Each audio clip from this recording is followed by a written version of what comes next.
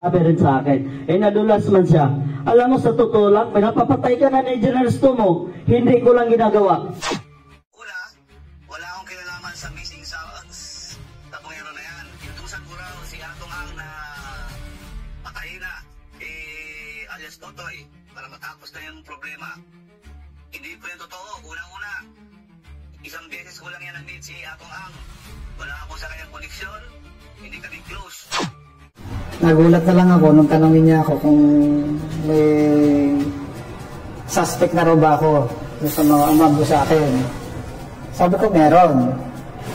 Sabi ko mga pulis. Sabi ko oo, mga pulis. Sabi niya, alam mo ba kung sino mastermind? Sabi ko yun ang hindi ko alam. Yan, sinabi niya sa akin na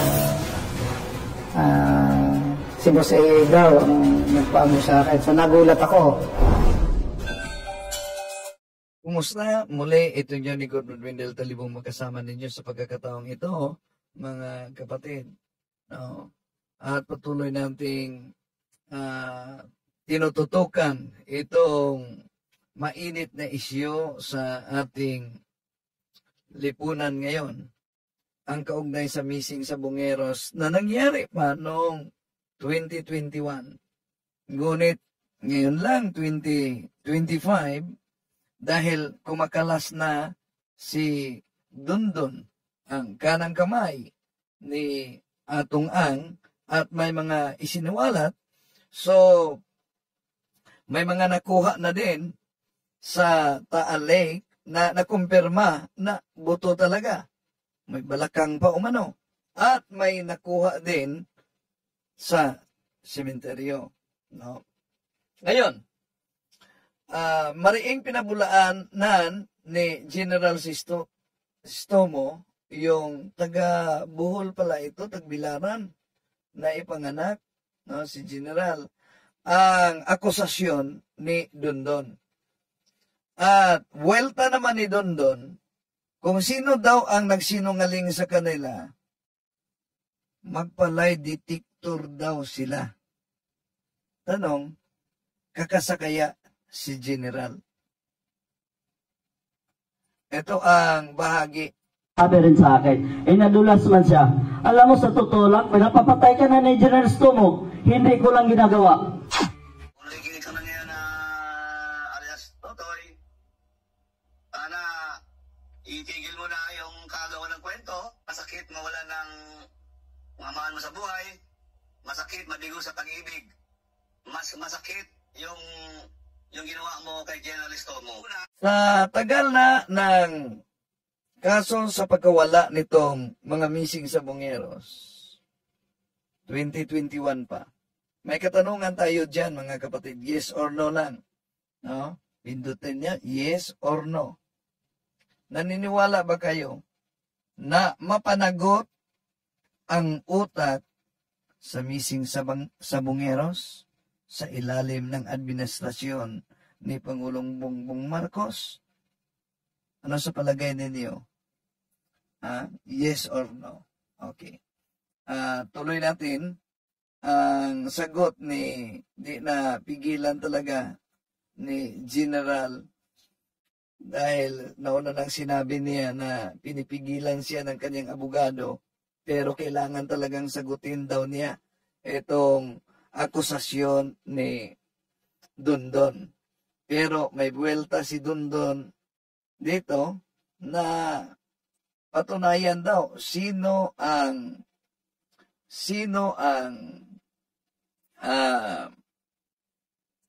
nagsinungaling. Sino ang nagsinungaling? Yan. Magpalay detector daw sila.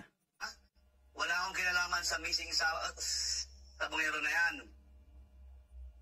Dahil, kung maalala ninyo, nangyari yung krimen na yan, kung totoong yung krimen na yan, nangyari yan noong 2000. Nabasa po din natin.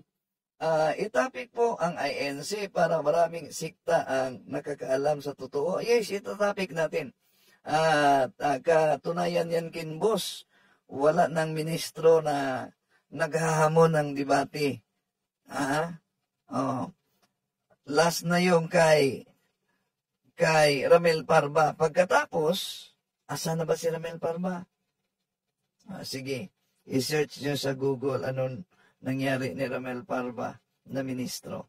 Malalaman mong totoo. Okay, tuloy. 21, na kung saan ako ay regional director ng Bicol Region. Tapos, yung mga binanggit din niya mga pangalan, karamihan, ang destino nila ay sa Calabarzon. Kung saan hindi naman po ako naging regional director ng Calabarzon. Parang hindi kapanipaniwala yung kanyang mga bintang. Tutusan ko raw si Atong Ang na patayin na alias Totoy para matapos na yung problema. Hindi po yung totoo. Unang-una, isang beses ko lang yan na-meet si Atong Ang. Wala ako sa kanyang koneksyon. Hindi kami close. Ako, nagsabi lang ako ng sorry dahil hindi naman talaga siya, hindi ko naman talaga narinig sa kanya. Ang problema, galing sa bibig ni Mr. Atong Ang yan. Hindi narinig galing kay General yung order na ipapatay siya. No? Kaya nagsuri dito si Dondon. Ayaw naman kay General, di ko matanggap yung sorry mo. Maliban lang kung baguhin mo yung akusasyon mo. Pero pinanindigan pa rin niya. Dahil narinig umano niya, hindi galing kay General, kundi narinig niya galing sa bibig ni Atong Ang. Na ang sabi ni Atong Ang, pinapapatay ka na kay General. Di ko lang ginawa. Dahil parang anak na kita. Okay, tuloy natin. Na sinabi sa akin, pinapapatay ka na nga ni Generalisto mo sa akin eh. Siyempre ako, nag-iisip na ako ng hindi maganda dyan kay Mr. Atong Ang. Tapos bigla na lang siyang masasabi sa akin, alam mo, huwag ka mag-isip ng ganyan dahil hindi ko gagawin sa iyan. Itinuring kitang anak. Kita mo, si Generalisto mo, pinipilit akong iligpit ka na kasi para mawala ng problema ko, hindi ko ginawa yan. Tumutang na pangalan dyan, si Lieto Guerra at saka si Bernie Tacoy. Pero tatlo sila. Sa madaling salita, nakalubog lang siya. Wala talaga siyang record doon sa Petmaster. Pero kung gano'n ang sinasabi niya na parang ako ang nagsisinungaling na hindi siya kasali, hahamunin ko silang tatlo. Si Lieto Guerra, Bernie Tacoy, at saka si Generalisto mo. Magpalay detector kami kung sino sa amin talaga ang nagsisinungaling. Ayan. Ang tanong, kakasa kaya dito si General Istomo sa hamon, inamon din niya yung judge, no? Na magpalay detector din sila. Kung sino ang nagsasabi ng kasinungalingan. Pero ang tanong, sila'y kakasa kaya sa hamon na ito? At bago lamang yung press conference ni Senador Bato kaugnay dito, kung may kredibilidad ba si Dondon. Missing sa Bongeros lang po ako. Sir, ano lang po yung reaction ninyo dun sa mga lumalabas ngayon na merong mga pinangalanan na high-profile individuals at meron na pong mga whistleblowers na ito rin yung mga witness nyo dito dati. Yung mga sinabi niya po ba ngayon sa media, ito po ba lumabas na rin dun sa mga investigasyon nyo sa kanya, yung mga privileged information po, communications? Yung pong mga pinangalanan, particularly po si Dondon, si alias Dondon, si Patidongan. Meron po siyang mga pinangalanan na high profile na mga tao. Ito po ba ay na-express niya rin sa inyo dati? Matigas siya noon sa dahil hindi pa siya kumakalas kay Atong Ang, kasama pa sila. Kung maalala ninyo na isiniwalat sa ina ni John Lasco na pagkatapos ng nag-break sila sa Senate hearing, pinatawag daw umano sila doon sa loob mismo, pasok sila sa loob ng Rome at ino-offeran sila ni Atong Ang, kasama pa si Dondon at yung abogado. So, noon, very clever si Dondon. No? Kahit sa mga akusasyon sa mga nahuli, yung mga tumitindig na testigo. Very clever talaga siya. Ngayon lang taong ito, tumindig siya laban kay Atong Ang.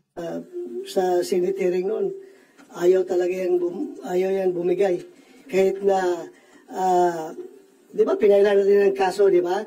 One of the, hindi napailan ng kaso kung hindi dahil sa Senate investigation na ginawa natin, di ba? 6 sila pinailan ng kaso ng serious illegal detention at saka kidnapping.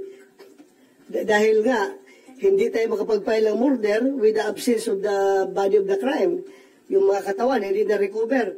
So, pinailan natin sila. Talagang pinalop natin sa CIDG na mapailan sila ng kaso. At napailan nga. Pero yun nga, yung follow-up. Sa committee report natin, we directed the CIDG and the NBI to continuously investigate the case para talaga matukoy kung sino yung mga malaking tao na nasa likod. Dahil the disappearance of 34 man yun, di ba, ang ating record sa committee. Yung record lang sa committee, mahigit 30. Pero, sa pahayag ni Dondon, mahigit 100. For 8 cases that we investigated, 8 cases involving 34 missing Sabongeros. So, hindi masiguro mag-disappear yung ganun laking 34 na mga tao kung walang nasa likuran dyan na very influential. Diba? At nagbibigay ng kumpas. Sa atin lang, at that time, we don't have the evidence to connect to the management ng yung pitmaster dahil nga wala talagang ebidensya na magkukunik hanggang doon lang tayo sa disappearance na may kumuha na tao. Pero Sen, dahil may bago ng mga lumabas na mga ebidensya at mga testigo, bubuksan niyo po ba ulit yung Senate inquiry kaugnay dito? Nag-close na ba tayo? Nag-close na? We have report. already closed our committee investigation and we have already submitted our committee report and it was adopted by the Senate. So yung aming committee report was adopted by the Senate. So unless siguro kung merong mag-file lang resolution from one of our colleagues, then I will be forced to reopen the investigation. Sa investigation, sa Senate investigation na pinunuan ni Senador Bato, clever na clever talaga si Dondon. Pero nang kumalas na siya at nasa kamay na siya nila ni PNP Chief Nicolas Torre III, yon. Kahit saan na interview, sinabi niya, yung mga nalaman daw niya. Kung maalala niya, ito yung interview ni Ted Filon na in-establish yung personal knowledge niya. Nasa ating po linya ngayon ang commissioner po mismo ng National Police Commission, si Vice Chairperson. Sandali. Ang interview pala ito sa sandali, ang iba pa itong interview kasi ituloy muna natin. And Executive Officer Attorney Rafael Vicente Calinisan. Magandang umaga po, sir. Boss Ted, Ma'am DJ, magandang umaga po. Good morning po. Thank you for being on the show, Commissioner. Kahapon nga po, diretso na po tayo agad dito sa ating usapan. Tungkol po dun sa naging press con kahapon ni Dodong, Julie Patidongan, o alias Totoy. Siya po yung official na nagsampa ng reklamo dito po sa mga sinasabi niyang polis na may kinalaman po dito sa mga nawawalang sabongero. Pwede po ba naming malaman kung ano yung specific na reklamo na isinampa po niya? At kapareho po ba ito sa isinampa din ng pamilya ng mga nawawalang sabongero? Siguro, yung pong detalye po nung kanyang complaint affidavit, hindi po ang tawad sa inyo, hindi ko po madidetalye sa inyo. Pero ito po masabi ko, yung pong pinangalanan po niya, actually, 18. Meron po kasing reports na nakikita natin na 12, 14. 15. 15. Ang nakapangalan po dito 18 policemen. Sinusubukan po nating himayin ho ngayon yung mga pangalan na ito. It appears po 13 po ang nasa active service, 5 po ang dismissed. And to highlight, yung meron po siya binanggit na isang pangalan ng, actually, 2 pangalan ng general kahapon. Hindi lang po isa. Yung pong parehong pangalan ng mga general na yun, wala po dito sa kanyang complaint affidavit. Meron din siya sinabing isa pang pangalan na gusto niyang kasuhan pa. In fact, inutusan niya yung lawyer niya habang nagsasalita siya kahapon na gusto niyang kasuhan pa yung isa pang pangalan. Wala dito. So I'm expecting another complaint affidavit from alias Totoy very, very soon. Oo, yung specific na kaso, hindi nyo pa po pwedeng maibahagi sa amin. But since sinabi nyo na po na hindi 12, hindi 15, kundi 18 police officers po yung isinama ni Totoy sa mga kaso kahapon, pwede po ba kayo na mismo, Commissioner, magsabi sino-sino po itong 18 police na ito? Talagang Yun po, yung pong inyong tawad. Yung pong inyong tawad. Detalye po yun ng affidavit, Ma'am DJ. Yung pong posibleng kaso, pwede kong sabihin. Kasi yun, theoretical naman yun. Yung theoretical na kaso, kung sakasakali, a grave misconduct at conduct unbecoming of a police officer. Yun po ang posibleng kaharapin ng mga respondents dito sa mga kasong ito. Yung pong ini-evaluate po ngayon, yung affidavit po ni alias Totoy, from there, sisilipin ko natin kung dapat po mag-proceed sa next stage. Oo. Diyan po sa affidavit ni alias Totoy, kung pwede rin pong maibahagi, kung hindi, maintindihan naman po namin, Commissioner, nakasaad po ba dyan na itong 18 pulis na ito ay may kinalaman talaga dun sa pagkuha, pagpatay at maging pag-iwan po doon sa Taal Lake nitong mga nawawalang sabongero?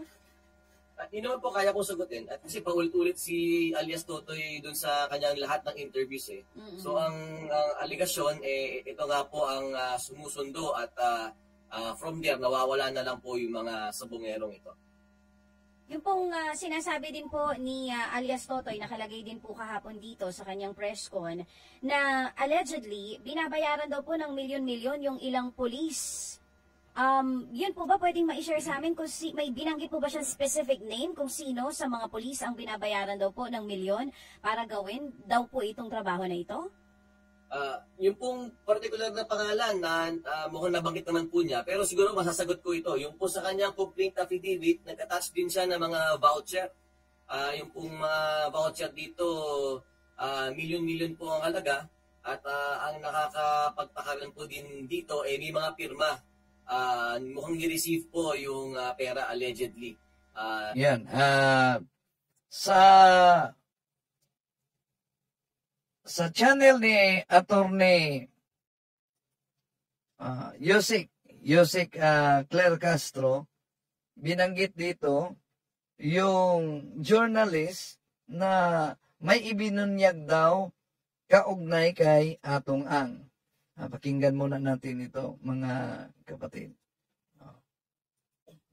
So, okay. In writing this column, I get sued in court and receive death threats. Ooh. Sabi niya. Isang journalist ito. In a few instances, some people whom I criticize took a pot shot at me. Okay? One of such instances took place in a house at a posh subdivision Thursday night, when I attended a send-off party for a friend who was going on a 2-month vacation in the US. So, hindi niya binanggit kung sino kaibigan to, pero napasama siya sa isang party. Okay? Among the other guests was Charlie Atong Ang, who confronted me on an item I wrote recently about him. So, definitely mga 2009 yon, mga kapatid. So, matagal na. Words became heated between us. Hala. Nagkainitan. Ano kaya yung kanilang pinag-usapan? When he started cursing me. So, most probably, nagkamurahan to, mga kaklir. Diba? Nagkamurahan to. Kaya nga nagkaroon ng nagkainitan nagkainitan sila. Okay? So, most probably, nagagalit siya kasi may naisulat siya tungkol kay Charlie Atong Ang. Tingnan ko lang mga kaklir, hindi ko pa ito na-research. Try natin, ha? Try natin. Baka Hindi talaga maiwasan yan, no? Kung nasa media ka, na may magagalit talaga. Lalo na pag may matatamaan. Naalala ko yung karanasan ko kaugnay sa issue ng dinamita, no? Yung pag dynamite sa dagat noon, Panguil Bay. No? Dahil may mga bahagi sa Panguil Bay area na pumuputok yung dynamite sa illegal fishing. At may napaulat kasi na nahuli, pero nahuli ng CIDG noon, pero nasa ibang area. Kaya tinatalakay ko yan sa radyo na congratulations na nahuli ninyo doon sa malayo. Pero ba't di ninyo nahuli yung nasa malapit mismo? Nako, pinatawag talaga ako sa taga-CIDG, sa hippie nila. Doon sa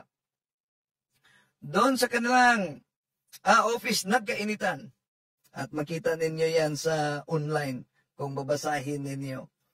Dahil muntik ng magkasuhan. Okay, tuloy natin mga kapatid. So, nagkainitan sila dito. Sandali. Nagkainitan sila dito sa journalist. meron dito.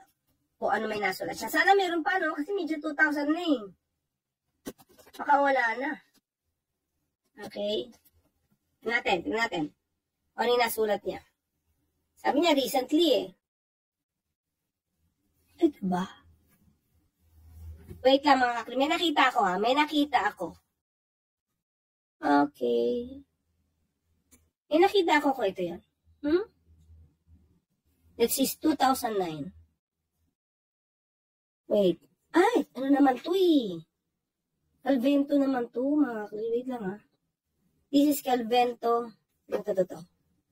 Uy, marami. Teka lang po ha. Sige. Mamaya, aralin natin. Meron isa. Yan ang Calvento. So may sinulat siya. Most probably na ikinagalit ni Charlie Atong. Okay, Atong thought, I would just receive all the curses. Inakala daw niya na, siguro kung mura-murahin siya or what, diba? Okay lang. Diba? Atong thought that I would just receive all the curses he threw my way. And when I talk back, ayun. Albeit in a soft tone, soft tone naman pala siya. Yeah? Okay? So, in other words, sumagot siya. Pero hindi siya siguro, soft tone daw eh. Sabi niya, hindi ko alam kung kailan man nagiging soft tone si Tito Ramon. Ano ba tawag natin kay Ramon? Kuya Ramon. Kuya Mon. Hindi natin alam kung kailan ba siya nagiging soft tone. Lalo na yan, merong konfrontasyon. Diba? So, hindi natin alam. Kasi, parang hindi naman siya gano'n sa soft tone. Anyway, sabi niya dito, soft tone. So, he tried to take a punch at me.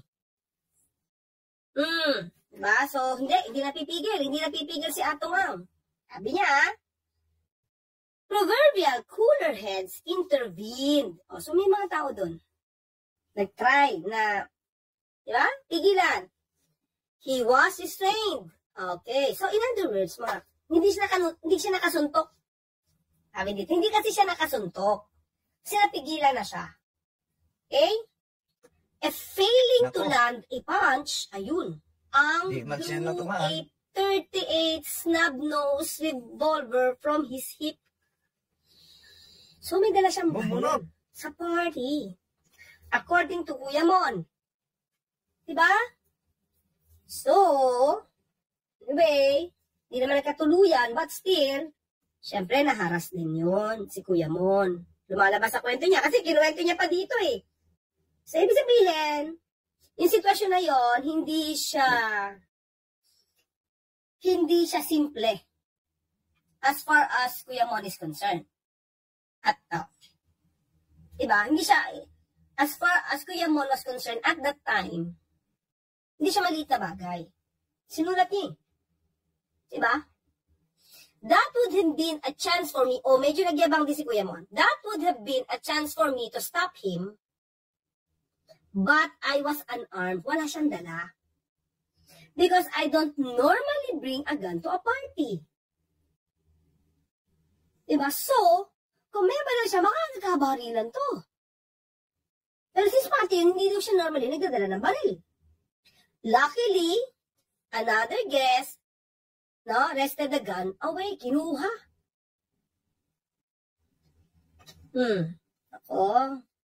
So, well, anyway, ito lang yung pinakita niya, na kahit siya journalist, broadcaster, nakaranas siya.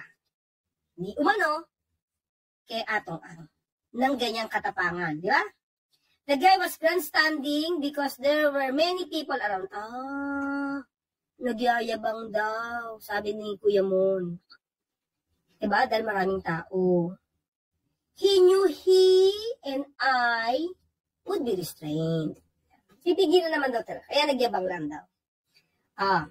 Niya dito, Atong Ang is the same guy who at the height of his power acquired through gambling body former President Erap. Naku, nadamay pa si Erap.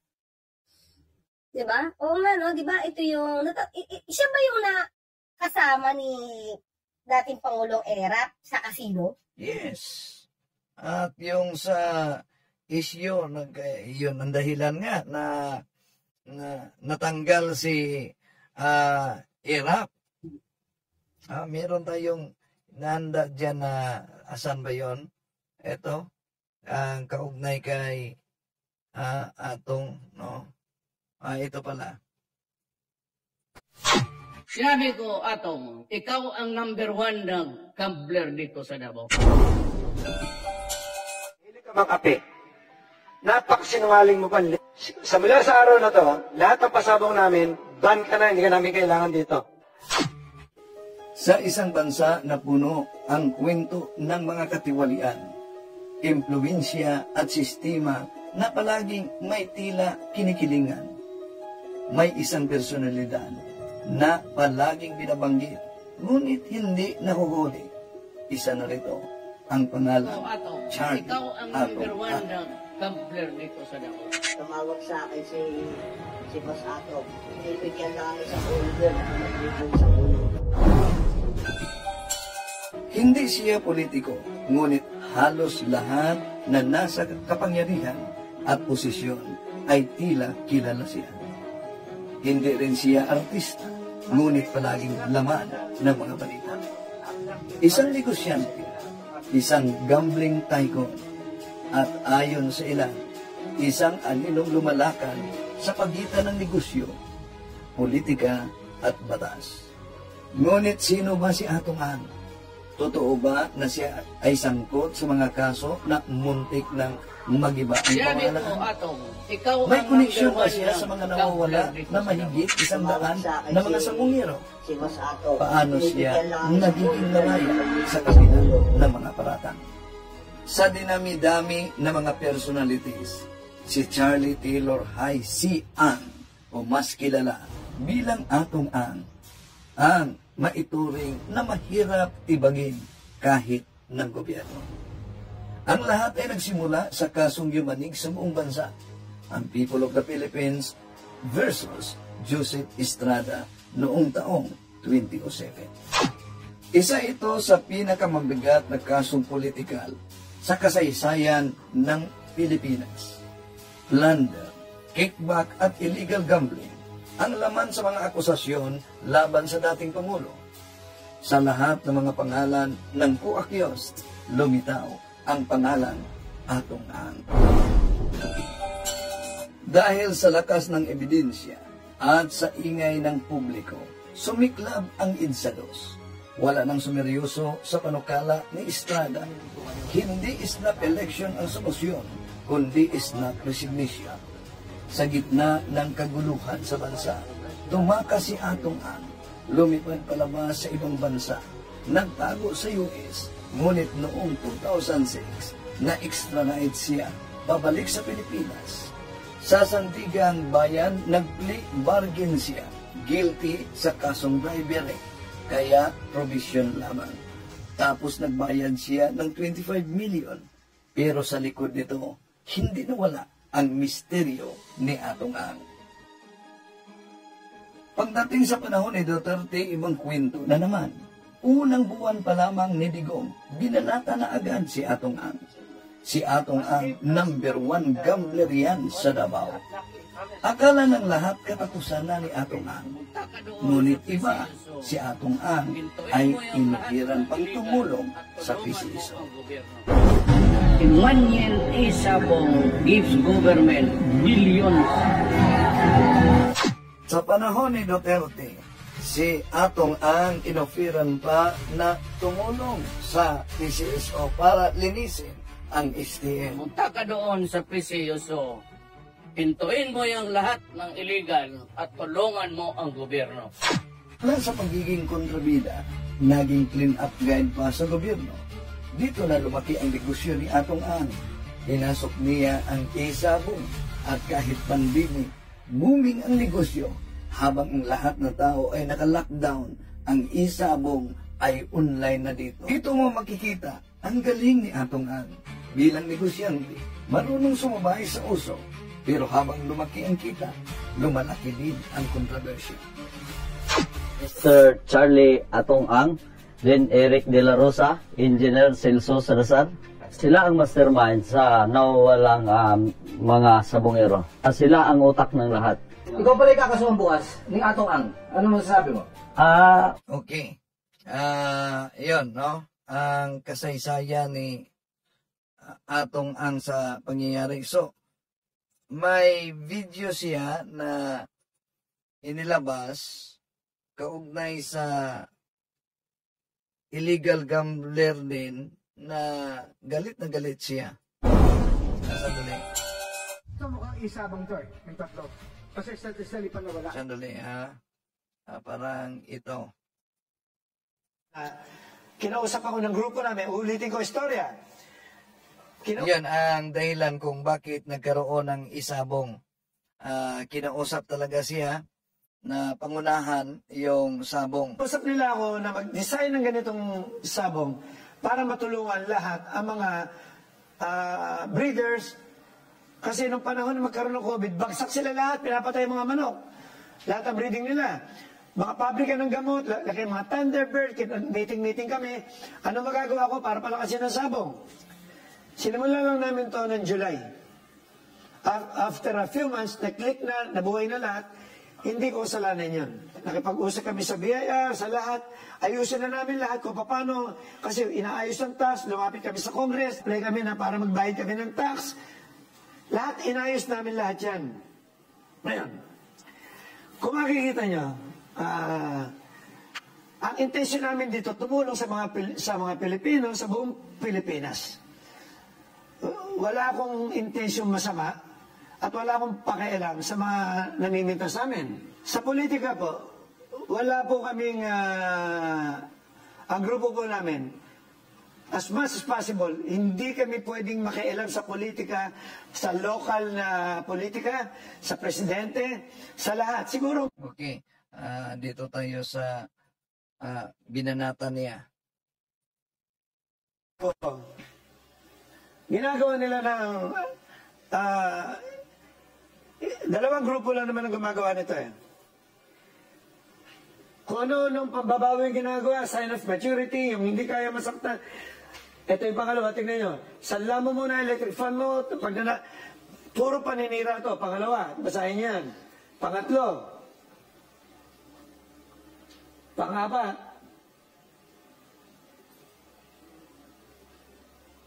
panlima. Ngayon, ito ang pinakamasama sa lahat. Okay?